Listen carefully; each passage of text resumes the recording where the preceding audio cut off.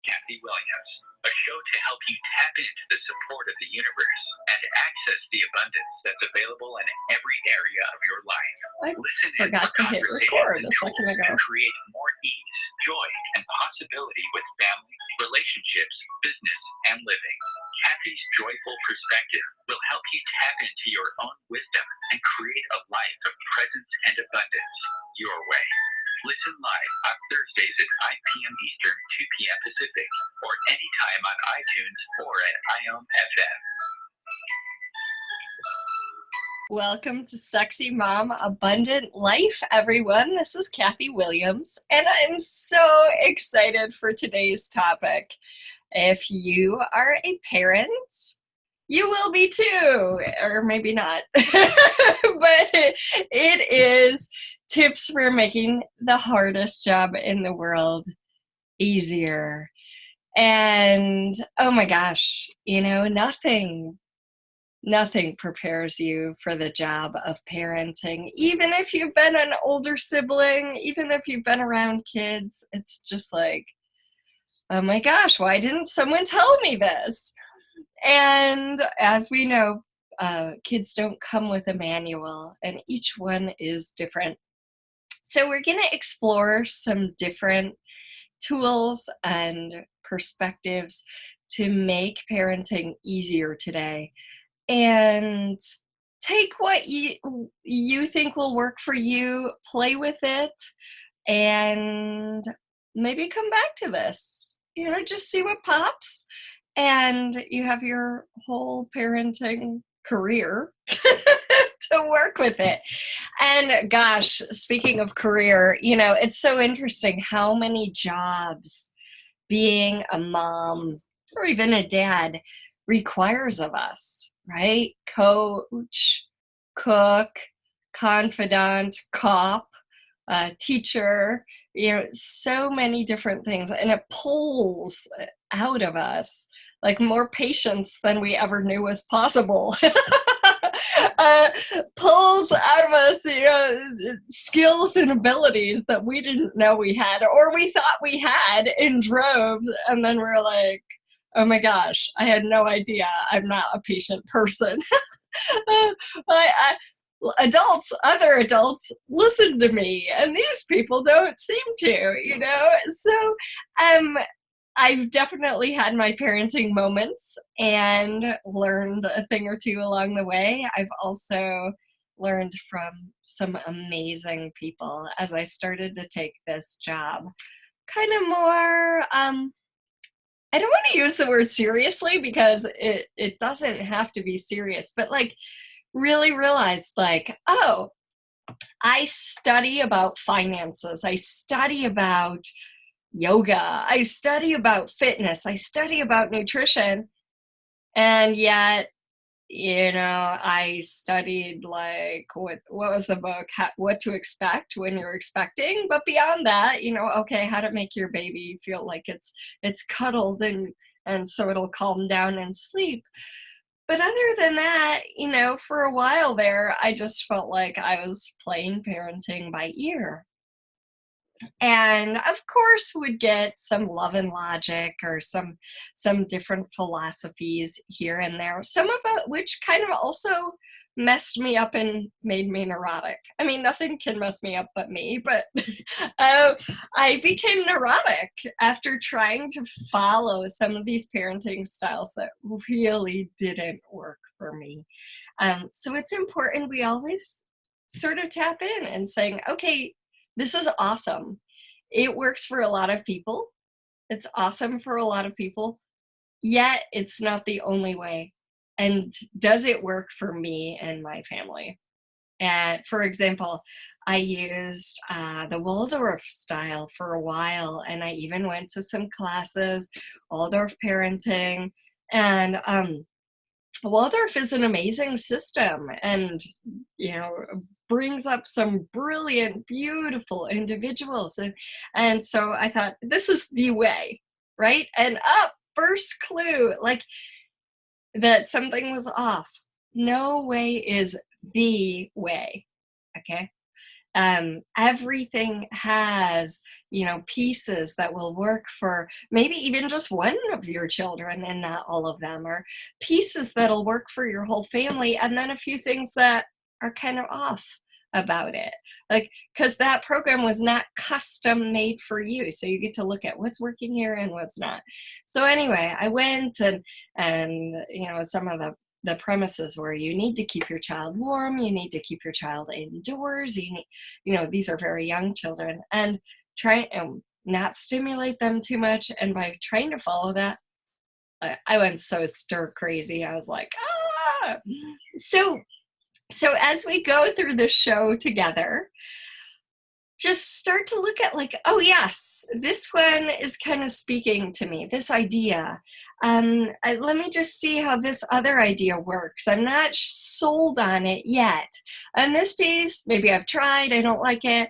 Maybe it's time to try it again, or with a different child, because each child is different.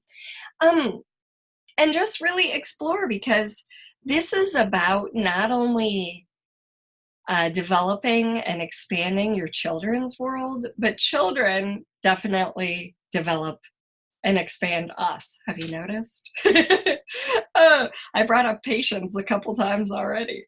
And communication style, right? So many different things. And so as I started on this journey, then I realized, okay, maybe it's time for me to expand my toolbox and my willingness even to sit with the idea of myself as a parent.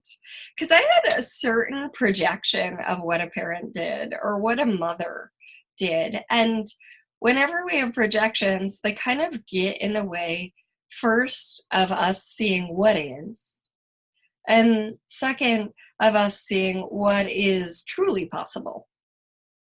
And so I had this idea. I mean, my show name even has the word mom in it right now, right?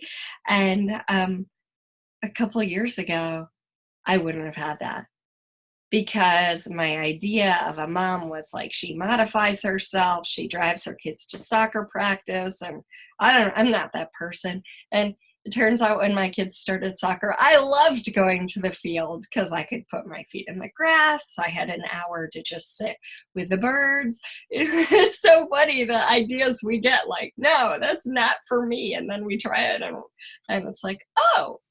So the first thing I would start to look at, and for me, that's that I've even sat for a half an hour probably a half an hour at a time, but you could even do longer, about what ideas do I have clouding my true perception of parenting? What projections are already in place? Oh, that a mom isn't sexy, or that she has to do this, or she like has to go to every soccer game or ballet performance, can't travel all over the world, right? That was one of my ideas. Oh my gosh, I love to travel all over the world, teach workshops, but I have kids. Okay. And once I started to look at and dissect that idea, I was like, well, what if I could travel? What ways could that work? Right? So you look at your premises, you look at where you're starting from, and then start to look at, well, maybe that's not true. Or what if I could see it in a different way? Or is there a way for it to work for me? And maybe I don't go to every ballet performance, but maybe I find someone who's really special to my child to attend each ballet performance. So I go to 4, and someone else goes to the others. Something like that, where it's like, my kid is getting their needs met. And first off, I'm projecting so that they have this need for me to go. So that's another thing we do as parents. We project that my child has certain needs.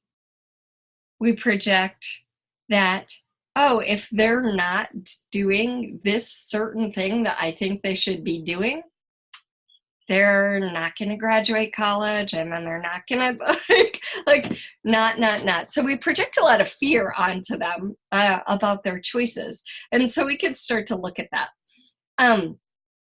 But before we head there, so what's your starting point? What are your premises? What do you think is happening that maybe is not actually really happening, or is not really in place in regard to parenting?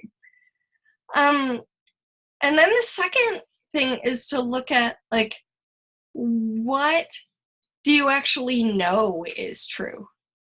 Oh, I know the way I live influences the way my children live and what choices they make. For me, I know that the more I embody qualities of love and presence, like the qualities of love, patience, kindness, generosity, all these qualities, the more my kids function from that space as well, and function from a calmness. And so the first premises we were looking at are ones we can question and maybe even eradicate. Like, that's not actually true that I have to be at every show. Or that's not actually true that moms can't be sexy, or whatever it is. I'm just showing you some of the ones that I've had. Then what do I really know is true, and where would I like to function from?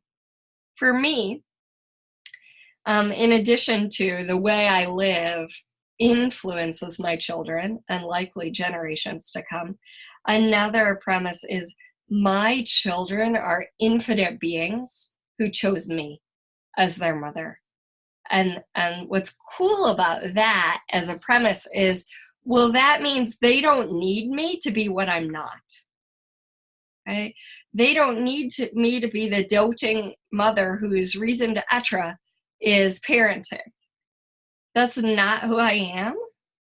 I can enjoy parenting and have fun and contribute to my kids, but my whole reason for being is not being a mother. And I admire people who have that, because I know some amazing mothers who like, yes, my reason for being is being a mom.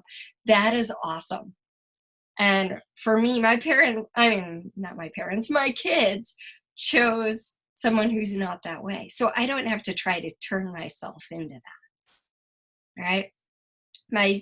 My children as infinite beings also chose me because I have certain qualities that they would like. And I also present certain challenges that they get to go through. And so, and that to me is a beautiful thing to root into my consciousness. Oh, they chose me. I present certain challenges for them, and I present certain gifts for them as well. So let me enhance my gifts, and let me also, help them as much as I can with the challenges to an extent. So we'll get there too. So what are your premises that you'd really like to be a foundation for your parenting? So as we start to look at these things, this takes like a half an hour, maybe an hour. But as you look at it and you create a foundation of like, what is parenting for me? We're going to look at some strategies. This helps us create ease. Today during the show, we're also going to go into some certain ways to look at things that will make life a lot easier. I'm just going to start with this like exercise that takes a little time. Not too much, but a little. Then what is your vision for your kids? Like, if you could have anything for them, what would it be? And I know a lot of us jump to like, oh, I'd like them to graduate from an amazing school and get a good job and be married or whatever. Okay, beyond that, what is your vision for them? Right? Beyond all the worldly successes, what's your vision for them?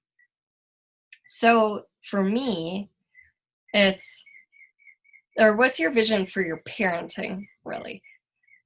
I raise empowered, creative beings with an awareness that their choices create their lives. And their choices also not only impact them, but others. So conscientious, who trust themselves and the universe to support them, okay? Who have integrity and clarity and kindness with a reverence for life. Okay, that's what I would really like. Right? Now, the more I model this, because modeling is one of my jobs, modeling to my kids how to live. Because they're going to watch how I live much more than they listen to what I say. Okay, which requires me to even get more clarity in myself and live with integrity for me.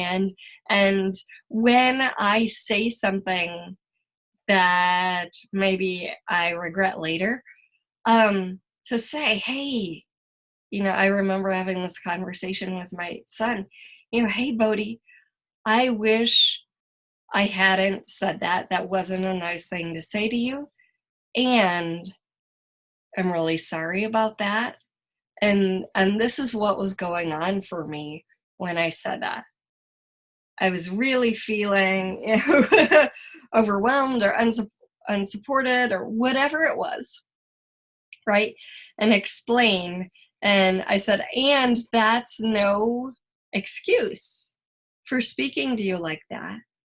I wish I had said this instead. I wish I had said that I'm feeling overwhelmed. Would you help me with this? I really can't do that for you right now. And that's what I wish I had said instead. So I'm sorry. So like apologizing for where we didn't live up to where we would like to live.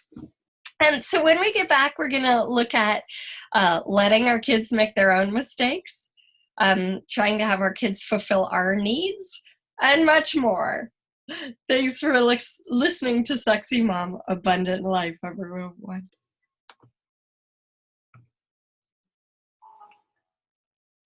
Welcome back to Sexy Mom, Abundant Life. We are having a conversation today about how to make the hardest job in the world easier. And the first sort of section of the show was on where are you functioning from that's maybe not even true.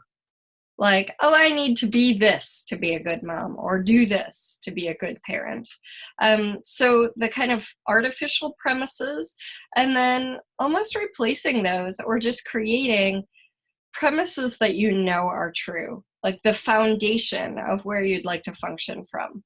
Like, my children are infinite beings.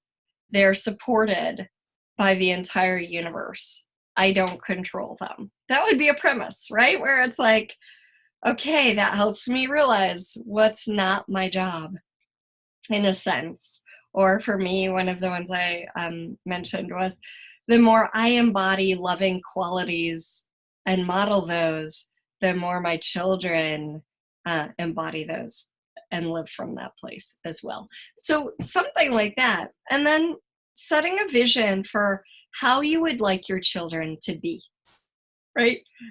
For me, that was creative, forward thinking, trust themselves, and trust that the universe is a supportive place. Well, in order for that, I then get to strategize, okay? So in order for them to be empowered, I actually have to give up some control, right? To let them make their own choices. So that might be when we're at Target And they say, Mom, which do you think I should get? This one or this one? And then I help them choose. Okay, well, with some questions, right? Well, this one costs $65 and that one costs $17. Now that means if you buy the $17 one, you'll have this amount left over, and then you could use it on something else. And you still get to choose. How will your life be? Will you require someone else to play with you in this game? If so, who will play with you? So, helping them make their own choices by asking some questions and helping them realize that each of their choices creates their life. For me, that's huge. Like, oh, you hit your brother. Okay, well, what did that create? He hit you back, and now you have a big red mark. So what would you choose next time? Oh, you bought the $17 toy, and you're having lots of fun with it. Okay, cool. You bought the $65 toy, and it broke the next day. Like, what can we choose now? Okay, with the information we have. No choice is a wrong choice. They all give us information. They all expand our awareness. And you can now choose from the place you're at. So that's me taking part of my vision, right? That my children are empowered. And what are strategies to help them with that? Okay, help them make empowered choices. Help them know that if they don't do their homework, it's going to create one thing. And if they do it, it'll create something else. And then not forcing them to do it, right? Okay, he didn't do it. What's that going to create? He gets a 0 on that, which brings his grade down significantly. All right. So this also allows them to learn from their own mistakes, which is a key to bringing ease to parenting. Not making their choices for them, letting them make their own mistakes, and helping them grow from those mistakes. Okay. And that, nothing is actually a mistake, right? It brought you awareness. Number 2 with this one, it's a little more challenging because if we're really looking for more consciousness in our life, children are such a gift to bring that, because they help us see our own projections. All right, so let's take the example of my kid is not doing his homework. He won't do his homework today. All right, well, a lot of times that leads to a whole cascade of fears that we have. Okay, so one fear might be, well, then he's going to flunk and he's going to have to repeat this grade, and then he's never going to graduate from college and he'll end up homeless on the street. Something like that, where it's just like this one little item does not do homework, suddenly like blooms into this whole forest of horrendous weeds, right? So as we look at that, we get to look at, okay, what is this bringing up for me? Oh, it's bringing up the story that he's going to be homeless. And then we can start to rein in that story into, okay, no, this is just about homework right now. And let him make his choice. However, let's have the conversation. Okay, here's my fear. My fear is that if you don't do your homework, it's going to bring your grade down a lot. Okay, could you see that? It might do that. I love it when we say, could you see that this might happen? Because all of a sudden, it's like, it's not, this will happen. It's, could you see that this might happen? Yeah. And then if that happens, would you have to work harder in order to graduate from this class? Yeah. Oh, okay. So is that really the choice you want to make? And then letting them make their own choice, because we're no longer coming from the triggered place of, I need to control you to make this happen. Instead, it becomes, they see that they have choice. And let's flip it around. So when someone tries to control you to make something happen, how do you respond? I know for me, if someone tries to control me, I dig my heels in even more. Like, what? No way. Whereas when I'm given choice and I see that, oh gosh, yeah, if I don't do this thing, that'll probably take me a half an hour. I'm going to have to work much, much harder later. I'll probably choose to do the thing, right? But it's a matter of like, hey, I'm on your team. I'm on your side here. I'm going to help you make choices that work for you. And we're going to take good and bad out of the picture, right? Good and bad is kind of the old paradigm of parenting where it's like, you're a good child if you listen to me, and you're a bad child if you don't. And let's just throw that away, because there are so many instances in which that's not actually really true.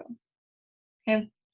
So helping them see, oh, this choice is creating the future I desire.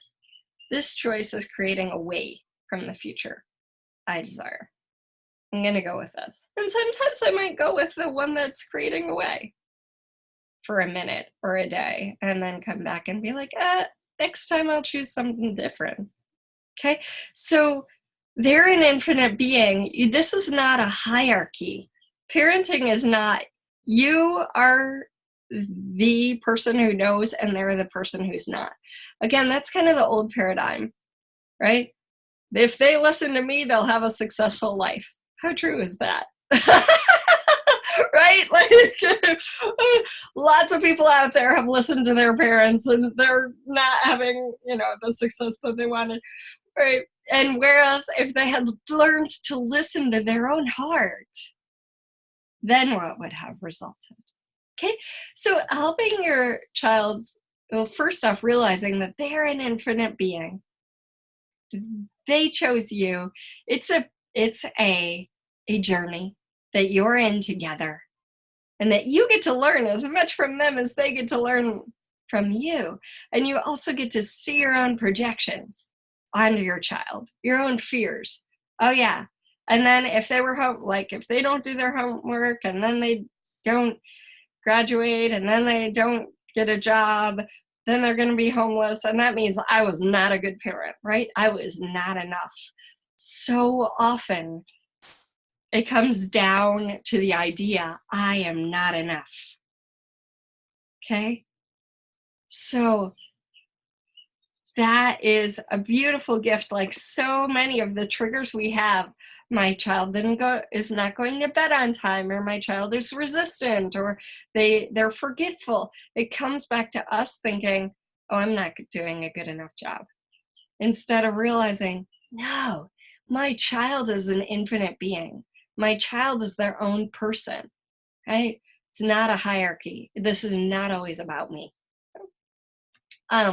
Of course, there are certain things that you can cultivate and help. So again, if my vision is empowered, right? We talked about helping them make their choices. Creative. For me, I recognized I started to project out, oh my, my child doesn't want to come home and do creative things. They want to come home and do Minecraft. That brought up my fears. Like, oh, and then what if they're just a gamer and slob and don't love real life? And, like this whole story about that.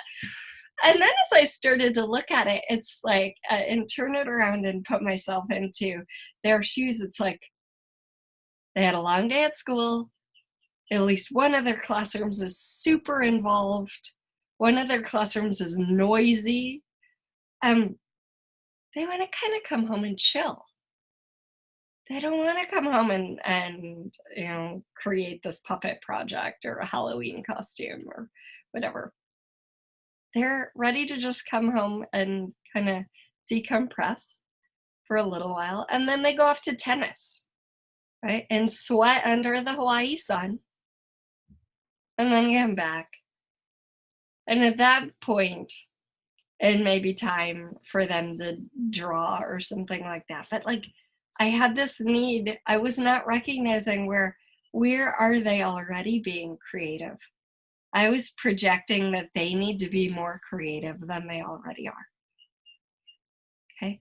So sometimes as you look at like what you desire for your child, start to look at where they already have that quality. Because we have this thing called the negativity bias that I talk a lot about in Radical Abundance, where it's like our mind looks for what's off so we can fix it. But we're looking for what's off in our child and not recognizing, no, my son is very creative. He made this and he did this. Or my daughter, she came up with this amazing idea. So starting to recognize and grow and encourage that which we desire. And it starts by seeing it, right? Seeing it, then acknowledging it. The third thing that I have in my vision about what kind of child I'm working on raising is people who trust themselves, right? Trust themselves. So the more I can ask them, well, what's your awareness about that? Yeah. Oh, okay, you don't like that person. Is there, can you tell because your body has a feeling about them? Are they untrustworthy? Ask some questions that kind of help them see what's true for them. And then trusting that the universe supports them. In my family, we tend to talk about gratitude either at dinner or before we go to bed to help ourselves see, oh yeah, there are so many good elements of our day. Even on the worst day, there are still so many things that are working out for us. So your vision for your child may not be, my vision, and that's totally fine. It shouldn't be, right? It may have some of the same elements, but it's really like, what kind of person are you developing? And a lot of us, create some kind of vision for our child that involves certain successes, right? Oh, they get in an Ivy League school, or they're the center of their ballet performance or acting show, trying to achieve some level of significance or validation through our own child. And so we could start to look at that and say, okay, like, is that really what they want? Okay. What if they could have success in ways that work for them, and I don't need to validate myself through my child? Okay. So starting to heal some of our own unmet needs. As a child, what did I need that I didn't get in terms of validation or feeling significant? And how can I give that to myself so that my child can get it from themselves as well, and I don't have to force or push? So we're going to talk about correction and consequences when we come back, and co-creating our experience with our sons or daughters. Thanks so much for being here, everyone, and we'll be right back. Welcome back to Sexy Mom Abundant Life, everyone. This is Kathy Williams, and we are having a conversation about parenting and getting clarity about what it is we truly desire in our relationship, in what we're cultivating here, as though we're cultivating a plant that has its own mind and emotions and journey. So we're on us is certain things, right? Like if we're cultivating a plant, we try to put it in the area that has the right amount of shade and give it water, but not too much or too little. And, maybe some plant food here and there. And if it becomes too cold for the plant, we take it inside, certain things. So we are co-creating with our children. We're co-creating this experience. And one thing that I've found useful that I'm beginning to implement more is to, as I go to sleep, kind of reflect on the day with my child and say, oh, you know what? Here in this moment, he was looking for validation, and I could have been more honoring of that. Or here, next time I would give him a little more space with this project, or I would be more attentive with this project. I remember my son was, his homework was he got to choose between writing an essay or leading a 10-minute yoga class. So he chose to lead the yoga class. And I was not, co-creative enough with him. I was a little bit like, okay, now what do you want me to do? And now what do you want me to do? And he needed a little more guidance. So it would have, in retrospect, I looked and I was like, well, if I had shown him a book and, okay, which of these things would you like me to do? So parenting is a process of refinement. And it's like, okay, what will create more ease? And for me, it's looking at what is the dynamic? What are my children really asking for? Especially when they act out. What is it they're really asking for? Oh, I notice earlier in the day, I didn't give him, the focused one-on-one time that he was after. And then 2 hours later, he just had this outburst. Okay. Or, oh, I see that there's a consistent pattern where, for me, my son was having a headache after school every day. And, we explored some things, but I didn't ask the school, oh, what's his classroom like? And it's a really noisy classroom. So being curious and knowing that curiosity that you're cultivating in you and in interacting with them not only serves to bring more ease, it also serves to bring more connection and find more solutions. So where's this note I had? Oh, so I wanted to talk about connection and correction, because a lot of times when kids are acting out, okay, they want the attention, they want the connection. I remember I took a parenting class years ago, and they said, it's attention is like a cookie, and a stale cookie is better than no cookie at all. So bad attention is better than no attention.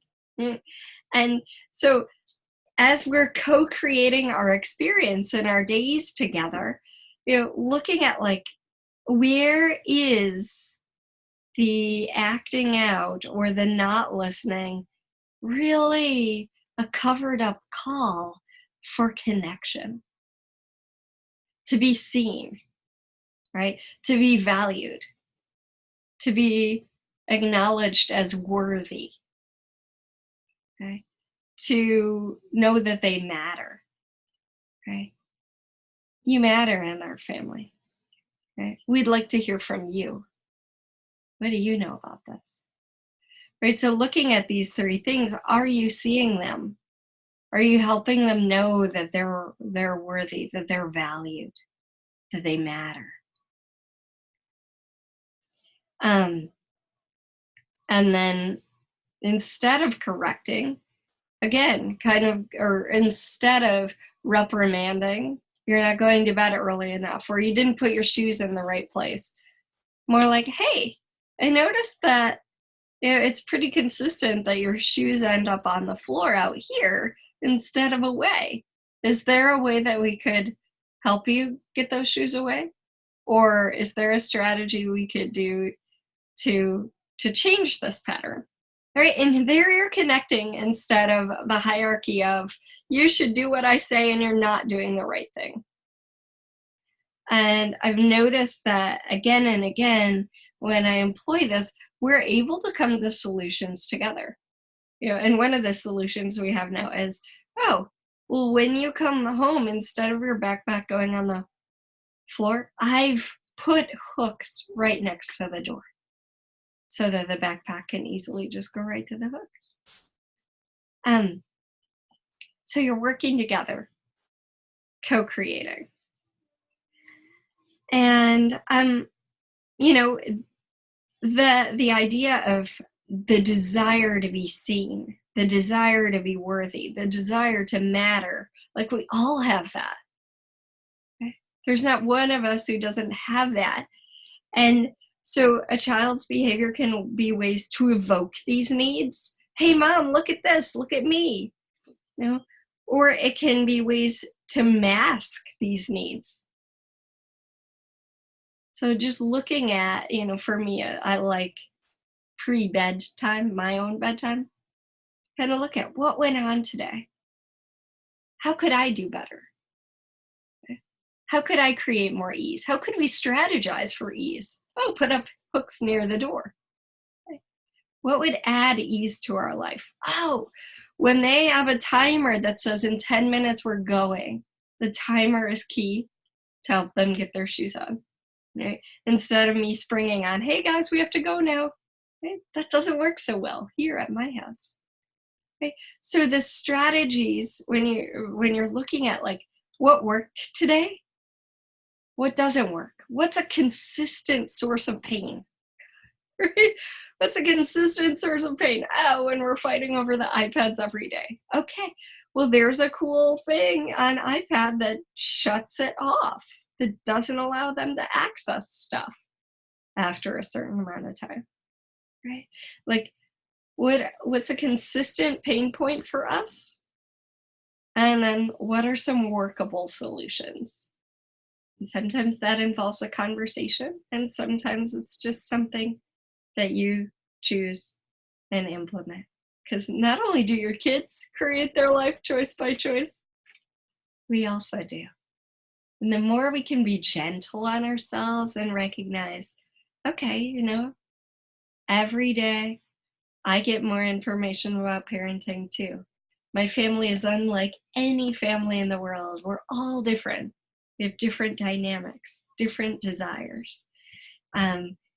And the more conscious I become, the more that translates, because I can function from a responsive instead of a reactive space. The more I can recognize my children are their own beings with a journey and choices to make, experiences to have, I'm not in control of that. Thank goodness. That's a lot to carry on my shoulders. They're supported by all that is, and so am I, which creates a lot of ease, because then I don't have to manipulate or control them into being what I think they should be, which gives freedom to both of us and allows us to honor each other in better ways. The only other thing I would leave you with is, if we can be okay with whatever arises, that doesn't mean if someone's standing on your toe or slapping you in the face to continue to let them do that. You can always say, hey, Could you move your foot or back up or whatever? But the more we can be okay with any emotion that arises, the more children feel received. Okay, so if they're sad and you say, oh no, don't be sad, this is going to pass. It's not a big deal that you didn't get on the basketball team. There's always next year. Or, or you can do the other one that's starting in 2 weeks. Like, if instead you honor, yeah, I get it. It's sad when we don't, get on the basketball team. You really wanted that, so I'm sorry about that. Like, the more we can honor that and honor whatever feeling arises without trying to go fix it, going to talk to the basketball coach. Hey, why is he not on the team? Can he sit and be on the bench? If you allow him to experience whatever he's experiencing in that situation, it passes, right? If we reject it and push against it, then it's almost like it's undigested. The emotions, energy and motion flows. But if we get rigid about it and reject it, you shouldn't be having that. You shouldn't feel angry. Right? You should feel better, right? Oh, don't worry about it. This is rejection, in a sense. And consciousness, the definition I like from Access Consciousness is consciousness receives everything and rejects nothing, right? That means it allows the emotions. Whatever is okay, and it will pass. It's natural to feel sad when you don't get on the basketball team. I'm sorry about that. Then kids can also receive whatever they're experiencing it without thinking it's bad or wrong. And something beautiful opens up from that space. If we can learn to be the witness of the emotion while realizing, like, I am not that emotion. I am feeling sad temporarily. I am not sad. Okay, I am feeling sad. Things flow better. Not only for them, but for us. All right. So I leave you to just explore, what are the premises you're functioning from in regard to parenting? What would you rather have as the foundation of your parenting? What kind of children would you really like to raise and have be a part of your life? And what are your strategies for reaching that? And you may not know all those strategies at once. Those may develop and open up and change over time. And so may your premise and vision. And if you would like to, I have on my site, and at meetkathywilliams.com, a 5-session course that's on energetics with parents and kids, and it's just such a fun class. It was actually a request from some of my people on my list, and they said, Kathy, do a class for parents and kids. So I did it. It's called 5 Days of Energetic Exercises for Kids and Parents, called Pulling in a Better Year. And it's about changing your energy. It's about immunity and building immunity. It's about changing patterns that don't work for us. So it's a really fun little class. It's only $35 for the 5 different sessions, and you all get a code off of any session, anything actually in my shop, which is, your code is SM Radio, and it's 20% off anything in the shop. So at meetkathywilliams.com. And that is anything in the shop. And then I also have upcoming classes which have been requested on relationships. So we have 3 upcoming classes on relationships. What jobs have you taken on that actually aren't yours? Right? Maybe that's like with parenting, you thought my job is to control my child. Relationship cords, which are energetics that really just limit and relations dynamically and can create frustration. So all the upcoming classes are at the easiest spot, meetkathywilliams.com/upcoming. I'm also on YouTube, SoundCloud, and all the other places if you want to hear something, one of the archives, before next Thursday, back on IOM.FM. Thanks so much, everybody, for listening, and we'll be back next Thursday. I believe the show is on money. Have a great one. Aloha.